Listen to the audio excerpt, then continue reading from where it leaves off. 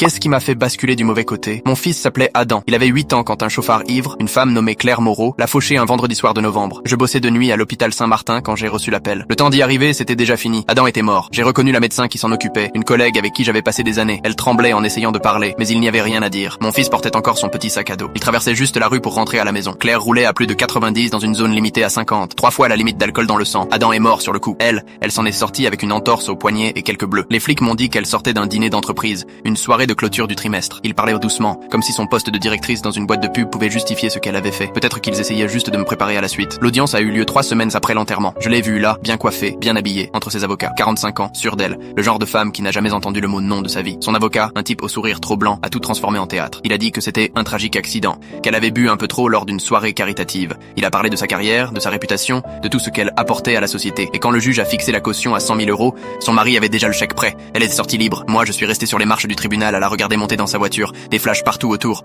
C'est là que quelque chose en moi s'est brisé. Le procès a commencé 6 mois plus tard. Entre-temps, j'avais tout appris sur elle. Son adresse, sa routine, ses horaires, même le nom de son chien. J'allais à toutes les audiences, à chaque fois plus écœuré. Son avocat remettait tout en question. Le test d'alcoolémie, les témoins, même la façon dont Adam avait traversé. À la fin, ils ont semé juste assez de doutes. Le verdict est tombé. Coupable d'homicide involontaire, pas de meurtre. 6 mois de prison douce, travail autorisé et 5 ans de sursis. Elle est sortie après 60 jours pour bonne conduite. J'ai pris un congé à l'hôpital. J'ai dit que j'avais besoin de temps pour faire mon deuil. C'était vrai, mais pas tout à fait. Mon chagrin commençait à se transformer en quelque chose de plus froid, de plus précis. J'ai fouillé ses dossiers médicaux. Interdit, oui, mais j'en avais plus rien à faire. J'ai vu qu'elle était diabétique, sous traitement. J'ai commencé à comprendre comment tout ça pouvait servir. Le soir de sa libération, je l'ai suivie. Elle dînait avec son mari dans un restaurant chic, du champagne, des rires, comme si tout ça n'était qu'un vieux cauchemar. Et moi, assis dans ma voiture, je l'ai regardé lever son verre. C'est à ce moment-là que tout a changé. C'est à ce moment-là que je suis devenu quelqu'un d'autre.